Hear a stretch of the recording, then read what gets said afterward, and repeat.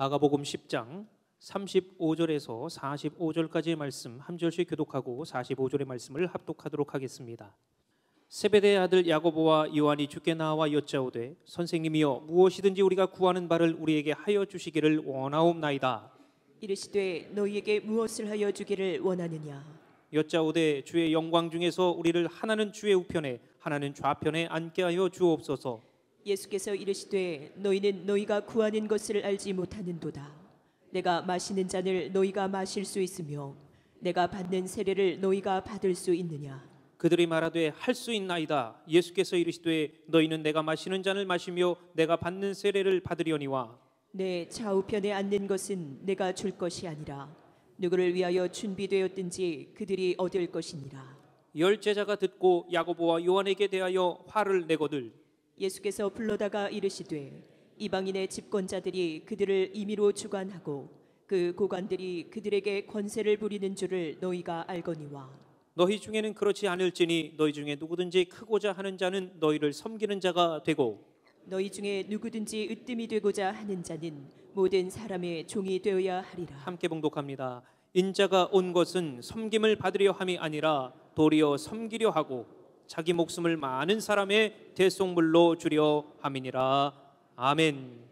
아주 진지하고 중요한 이야기를 하고 그리고 뭔가 분위기가 굉장히 어떤 것으로 몰입해가는 그런 분위기 속에서 누군가가 그 상황을 인식하지 못하고 엉뚱한 소리를 하거나 엉뚱한 행동을 하면 그 분위기가 다 깨져버립니다. 그리고 원래 목적했던 그 목적의 열매나 결과를 낼 수 없어서 참 당황스러울 때가 참 많이 있습니다. 제가 어떤 경우에 제일 많이 그런 경험을 하게 되냐면 부흥회를 하고 마지막 결단의 찬양을 합니다. 결단의 찬양은 지금까지의 모든 말씀을 다 점검을 해보고 그리고 아주 좀 깊이 있는 기도를 들어가기 위해서 찬양을 하는 시간이에요.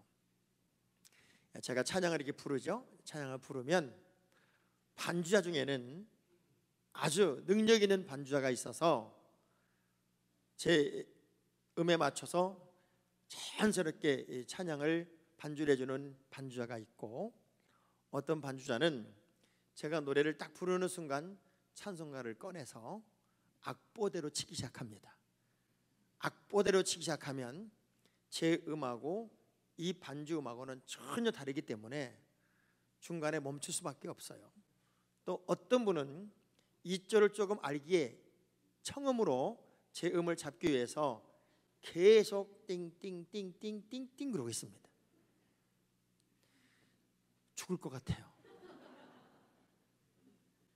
차라리 반주를 안 했으면 좋겠는데 그렇게 계속 띵띵거리는 바람에 분위기도 다 깨지고 제가 지금까지 전한 말씀을 결론을 지어야 되는데 결론 짓기가 참 어렵습니다. 그럴 때 제가 참 당황스러워요. 그러면 제가 이렇게 하지요. 잠깐 멈춥시다. 다시 악보들 한번 쳐볼래요? 그리고 찬양을 다시 부르거나 아니면 제가 그냥 지금은 반주 없이 부를 테니까 반주하지 말아볼래요? 이렇게 또 상처받을까 봐 굉장히 조심스럽게 이야기를 합니다. 다 된 밥에 또 다 된 음식에 초친다 이런 말이 있어요. 그죠? 초친다는 게 뭐예요? 음식을 기가 막히게 다 만들었는데 양념도 제대로 다 해놨는데 거기다가 초를 확 부어버린 거예요. 그래서 먹을 수 없게 만들어내는 것을 초쳤다라고 말하죠. 오늘 바로 그런 장면이 본문의 이야기입니다. 우리 예수님께서 그동안의 사역을 다 점검하시고 또 그가 지나왔던 모든 동서들의 이야기를 하시면서 아주 중요한 메시지 하나를 증거하는 거예요. 이제는 내가 하나님의 때가 왔기 때문에 예루살렘으로 올라가야만 한다. 그리고 예루살렘에 가서 십자가를 지고 나는 죽게 될 것이고 많은 고난 속에 십자가를 지게 될 것이고 그리고 죽은 후에 나는 사흘 만에 부활하게 될 것이다 하는 이야기를 아주 구구절절하고 있을 때예요. 예루살렘에 올라간다는 얘기만 크게 들었던 야고보와 요한은 예수님의 아주 중요한 이야기, 어찌 보면 가장 무겁고 또 한편에서는 진지하고 또 이 제자들이 깊이 들어야 할 그런 상황 속에 그야말로 엉뚱한 소리 하나를 툭 던집니다. 그렇다면 당신의 나라가 이 땅에 온다면, 메시아가 이 땅에 왔고 하나님의 나라가 완성이 된다면, 그때 나하고 야고보하고 요한 우리 둘이에게 한 자리씩 높은 자리에 주면 안 됩니까? 좌의정, 우의정, 좌편에 우편에 한 자리씩 저에게 주면 어떻겠습니까? 아마 그 상황을 여러분이 상상을 해보면 이런 상황일 거예요. 가장 깊이 있게, 그리고 진지하게, 어쩌면 약간 어두움의 표정으로 우리 주님이 말씀을 전하고 있는데 갑자기 손을 바짝 들더니 잘 됐네요. 그러면 그때 우리 한 자리씩 주면 안 돼요? 그 상황에 우리 주님은 얼마나 당황하셨을까요? 그 두 사람을 물끄러미 쳐다보고 이렇게 대신 질문을 하세요. 그러면 내가 마셔야 할 잔을 너희가 마실 수 있으며 내가 받을 세례를 너희가 받을 수 있겠어? 하고 역으로 질문을 하니까 두 사람은 개념이 없습니다. 그럼요, 받을 수 있지요, 마실 수 있지요. 이렇게 말하는 순간 우리 주님이 이렇게 말씀을 해요. 세상 사람들은 자신의 힘을 가지고 능력을 가지고 어떤 한 자리를 차지하기 위해 힘을 쓸 수 있다. 그러나 하나님의 사람은 다른 거다. 하나님의 사람은 크고자 하면 섬기는 자가 되어야 되고, 높아지려고 하면 모든 사람의 종이 되어야 된다. 이게 진짜 하나님의 사람의 길이다 하는 이야기를 역설적으로 설명하는 장면이 오늘 본문의 이야기입니다. 많은 분들이 예수를 믿으면서 마치 사두개인이 와서 율법에 대한 질문을 우리 주님께 하면서 오해했던 이야기처럼 예수를 믿고 있어요. 사두개인이 이렇게 얘기를 합니다. 선생님이요, 율법에는 장자가 결혼하고 아이가 없이 죽으면 찾아가 장자와 결혼했던 여인과 또 결혼해야 되는데, 그렇게 계속해서 아이들이 죽어서 7명까지 되었을 때 이 여자가 계속 장가를 들었다면, 시집을 왔다면 실제 이 여자의 신랑은 누굽니까? 이렇게 얘기를 해요. 그게 하나님 나라에 실제 이 여자의 신랑은 누가 됩니까? 라는 질문을 했을 때 우리 예수님이 그 사두개인을 향해서 이렇게 대답을 합니다. 마태복음 22장 29절의 말씀을 보면 시작. 예수께 대답하여 이르시되 너희가 성경도 하나님의 능력도 알지 못하는 고로 오해하였도다. 성경도 하나님의 능력도 제대로 모르는 사람들은 오해하는 신앙생활을 한다는 오해. 우리가 수많은 시간 예수를 믿었고 수많은 시간 교회를 다녔어도 여러분이 오해하는 믿음을 가질 수 있다, 그 얘기입니다. 3년 동안 예수님과 동고동락했고 말씀을 들었고 우리 주님이 어느 길로 가야 하는지도 빤히 알았던 이 제자 중에 2명이 그야말로 엉뚱한 얘기를 하는 거예요. 한 자리 달라는 거예요. 그런데 나머지 10명도 다를 바 없습니다. 이 두 사람이 그럼 우린 뭐야? 저놈 둘이 한 자리 찾아 우린 뭐야? 그래서 분노하고 화를 내고 있다는 거예요. 우리가 세상을 살아가면은 끝없는 자리 차지 싸움이 계속 될 겁니다. 요한복음 12장 31절과 고린도서 4장 4절의 말씀을 보면은 마귀를 성경에는 뭐라고 표현했냐면 세상의 임금이요 세상의 신이다, 이렇게 표현했습니다. 그래서 마귀의 특성은 뭐냐면 내가 너 높여줄게, 내가 너 올려줄게, 내가 너 이름나게 해줄게.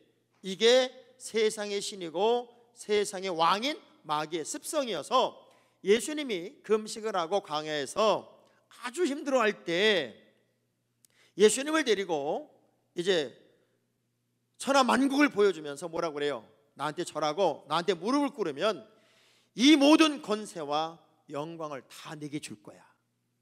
마치 우리 예수님이 권력을 위해서 이 세상에 온 것처럼 유도하고 착각을 하게 해서 예수님을 가장 교만하고 거만한 분으로 만들려고 했던 유혹이 세상의 신, 세상의 왕인 마귀의 첫 번째 장난이었어요. 그 모든 것들을 물리치신 분이 바로 우리 주님이십니다. 그러면서 한 자릿씩 달라고, 우리 높여달라고 했던 두 사람을 향하여 던진 질문이 너희는 나처럼 살 수 있니? 이 얘기예요. 우리는 분명한 기준 하나가 있습니다. 예수님을 닮아야 되고, 예수님을 배워야 되고, 예수님을 따라야 되고, 예수님처럼 살아야 됩니다. 따라합시다. 나는 주님처럼 살아야 합니다. 자, 하나님이 주시는 능력은요, 이 세상의 왕, 세상의 신이라고 하는 마귀의 생각과는 전혀 반대였습니다. 여러분 그거 알아요? 살쾡이는 다람쥐를 먹고 삽니다. 그런데 살쾡이는 나무를 못합니다. 놀라운 건 다람쥐는 나무를 자기 무슨 집처럼 뛰어다닙니다. 근데 어떻게 다람쥐를 잡아먹냐고요? 다람쥐가 도망가면 잡을 수가 없어요. 그래서 살쾡이는 나무 위에 이렇게 올라서 있는 다람쥐를 밑에서 뚫어지게 쳐다봅니다. 뭔가 느낌이 이상한 다람쥐는 누가 나를 쳐다보는 것 같은데, 그리고 딱 살쾡이를 쳐다보는 순간 놀래가지고 얼음장이 돼버립니다.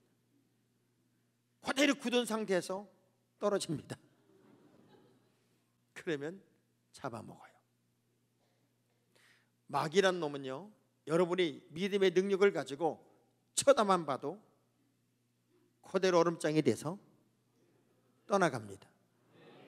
마귀의 귀를 기울이면 마귀는 끝없이 여러분을 미혹하고 넘어뜨리려고 하지만 예수의 이름으로 대적하면 마귀는 도망가게 돼 있단 말이에요.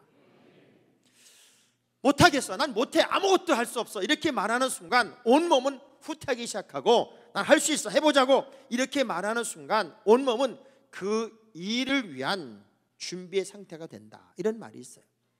나는 지금부터 예수님처럼 살아볼 거야.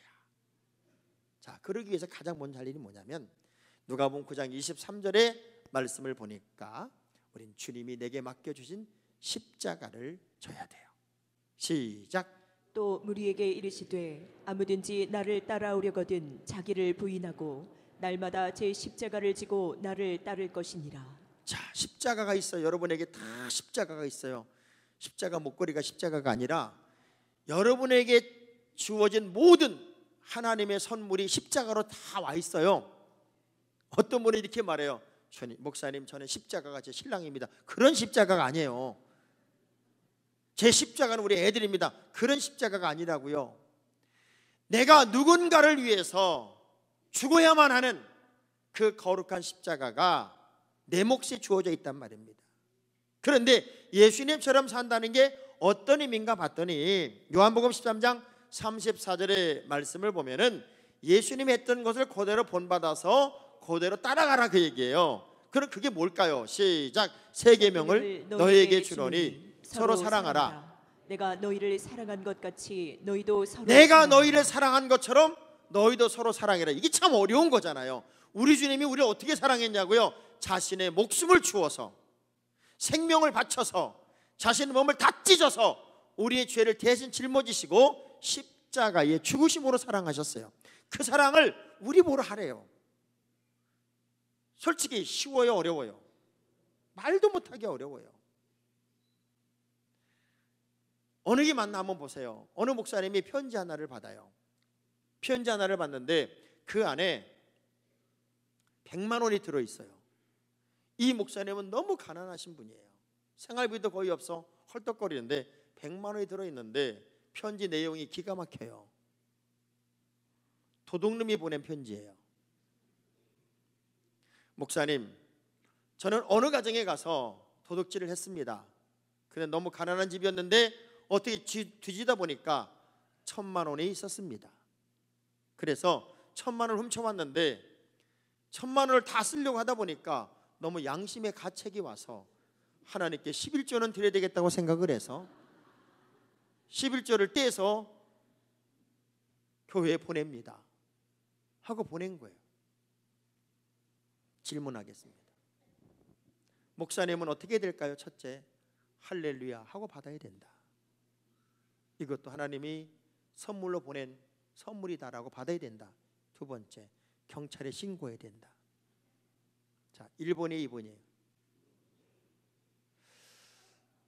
우리의 마음속에 어쩌면 이런 환경들이 보이지 않게 많이 만들어질 수 있어요. 그래서 정말 하나님이 기뻐하는 아름다운 새 계명의 삶을 살려면 내 마음으로는 안 돼요. 이 두 사람은 뭣도 모르고 너희들 내가 마신 잔을 마실 수 있고 내가 받을 세를 받을 수 이렇게 말했을 때 예스라고 말하지만 의미를 모른단 말이에요. 그러면 이렇게 주님처럼 살 수 있는 환경은 어느 것이 가능하냐?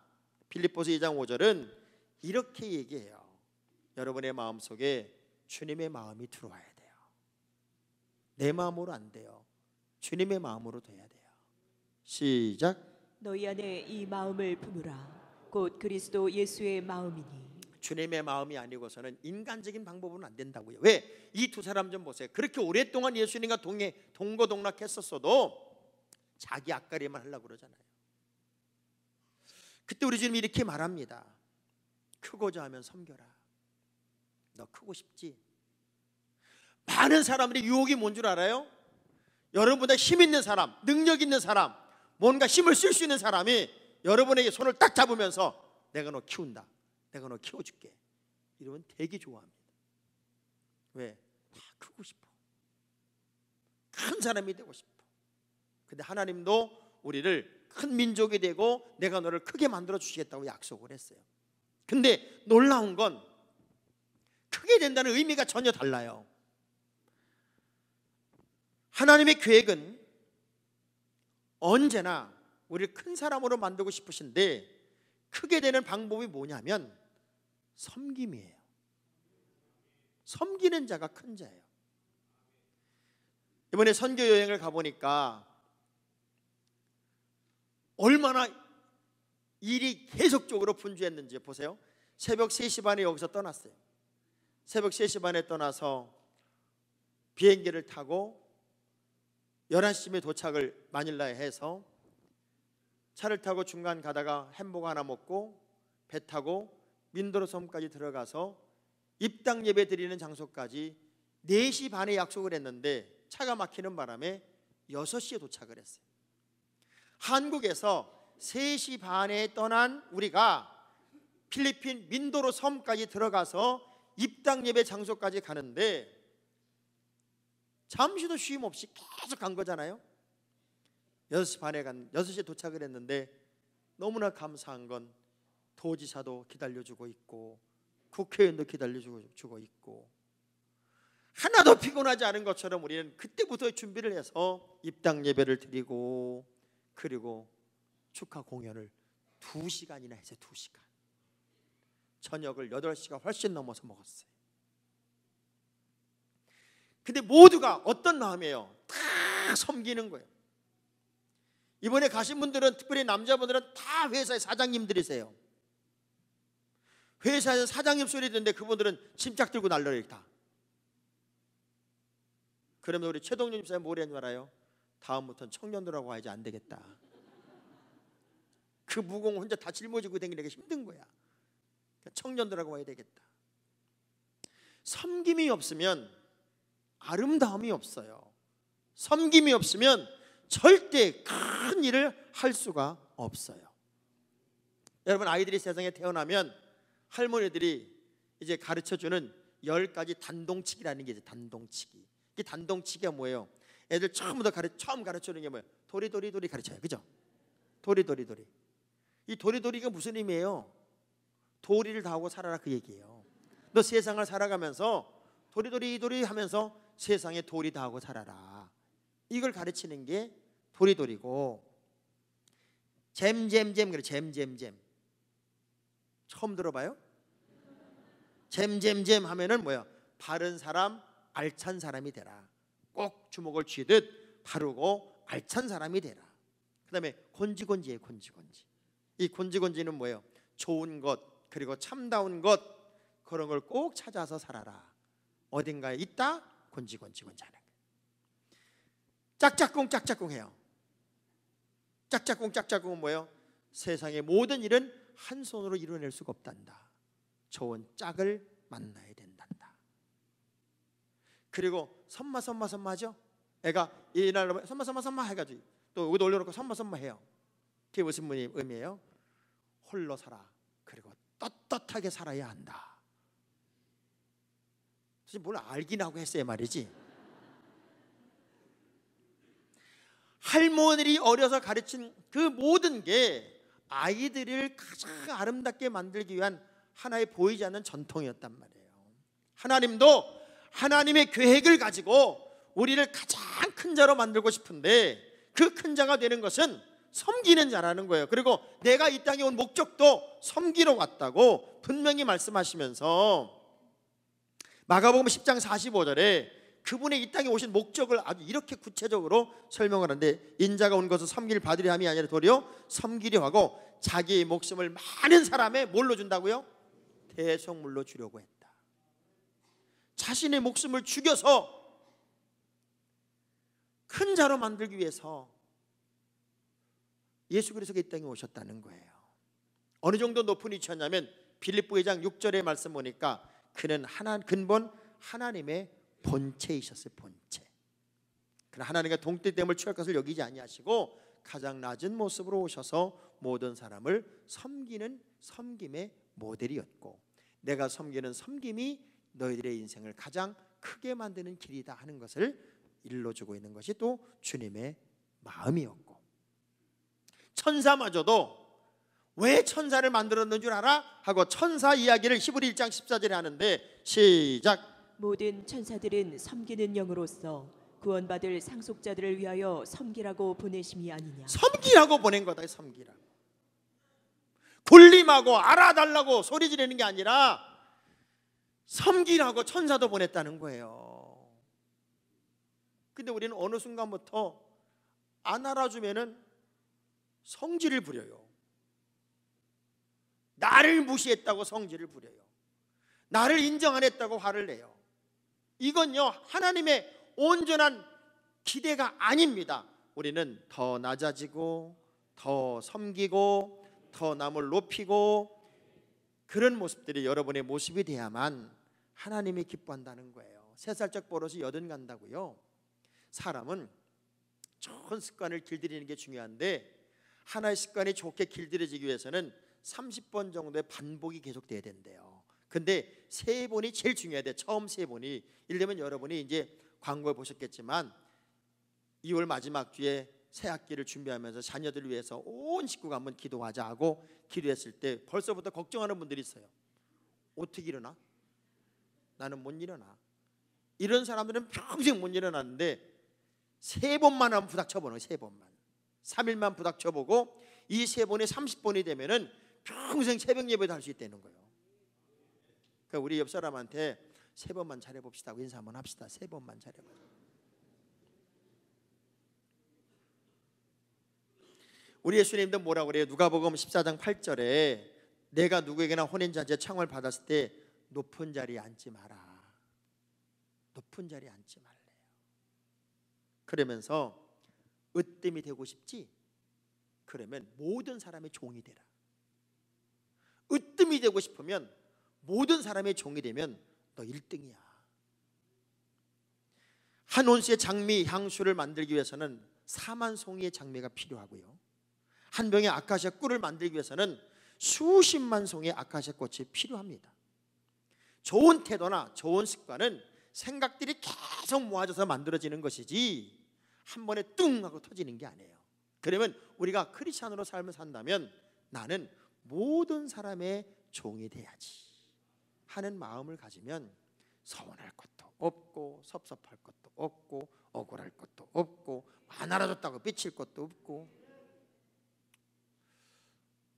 어찌 아멘이 영. 저는요 평생 하나님께 이런 기도를 했어요. 나는 유명한 목사가 되고 싶지도 않고, 그리고 어디 잘난 목사 되고 싶지도 않고, 근데 정말 목회를 잘하고 싶은 목사는 하고 싶다.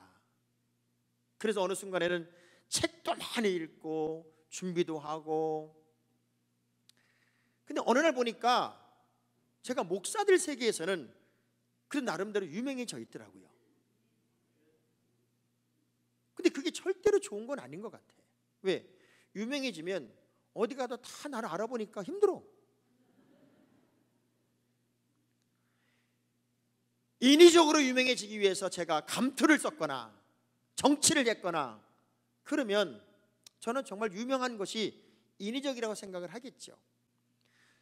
그 흔한 이 교단 안에서 어떤 감투 하나가 없어요. 저는 오로지 목회, 오로지 방송, 오로지 부흥회. 그리고 저보다 바쁘다고 그러는데 저는 하나도 안 바빠요. 저는 목요일부터 주일까지 무슨 회의를 하러 갑니까? 정치를 하러 갑니까? 교회만 있어요. 오로지 월화 수요일까지 부흥회 있으면 하고 없으면 안 하고, 그 아무리 먼 데서 갔다 와도 목요일 새벽이면 제가 새벽 예배부터 시작을 합니다. 토요일 날 신방 다니는 목사는 아마 대한민국에 저밖에 없을지도 몰라요. 근데 저보다 바쁘대요. 난 안 바빠요. 여러분이 왜 자꾸 저를 바쁘다 그래가지고 나쁜 목사를 만드냐고요. 누가 가자고 그러면, 어디 오자고 그러면 내가 안 간 적 없고, 신방 해달라면 안 간 적 없어요. 새가족 신방 다 하고 있어요. 그런데 교인들의 욕심은 뭘까요? 담임 목사님과 좀 더 1대1로 가까이 하고 싶은 마음이겠지. 우리 예수님이 계실 때도 다 그런 마음이었을 것 같아서 우리 예수님이 하나도 안 되니까 난 안 되겠다, 난 하늘로 올라가야 되고 성령을 남겨내야 되겠다. 그리고 육신의 몸으로 만날 수가 없으니까 제가 혼자 어떻게 다 만나겠어요. 그러니까 여러분이 좀 다가오세요. 안 온다고 뭐라고 그러지 말고.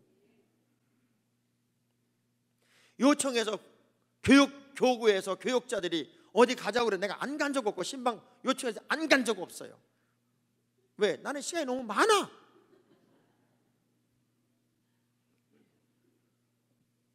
낮아지고 더 낮아지고 낮아지면 하나님은 높이고 더 높여서 가장 큰 자로 만들겠다는 거예요. 그래서 누가복음 6장 29절의 말씀 보니까 너 입뺨을 치는 자에게 젖뺨도 돌려대며 내 겉옷을 빼앗는 자에게는 속옷도 거절하지 말아라. 핸델이 메시아를 완성했을 때 이 사람은 거의 폐인이 됐었잖아요. 시온 6살에 네일로 쓰러지고 술로 세월을 이렇게 지새다가 누군가 하나가 이사야 40장 1절의 말씀으로 악보를 하나 주고 이것을 하나님을 노래할 수 있는 곡을 한번 만들어라. 그때부터 이 사람이 이 성경을 읽다가 거듭남을 경험하면서 24일 정도를 잠도 안 자고 먹지도 않으면서 곡을 완성을 해서 핸델의 오라토리오를 완성해요. 완성하고 나서 다 무료로 30번 정도를 공연을 하면서 하나님이 내 안에 내가 하나님 안에 있는지 모르겠다 할 만큼 감격적으로 이제 사역을 하다가 이분이 마지막에 이렇게 마지막 공연하면서 하나님께 서원을 합니다. 하나님, 내가 눈도 안 보이고 이제는 죽음의 날이 다가왔는데 내가 죽는 날이 고난주간이었으면 좋겠습니다. 내가 죽는 날이 고난주간이면 부활주일에 주님을 만나지 않겠습니까? 근데 정말 이 핸델은 고난주간에 죽었어요. 마지막 남은 시간까지 우리는 나 이 자리에 앉혀주세요, 나 이만큼 높여주세요가 아니라 더 낮아지고 더 섬기고 종으로 모든 사람의 종이 되어서 하나님이 여러분을 크게 만들고 하나님이 여러분을 크게 높이는 그 삶을 우리가 멋지게 살아낼 수 있기를 주의 이름으로 축원합니다.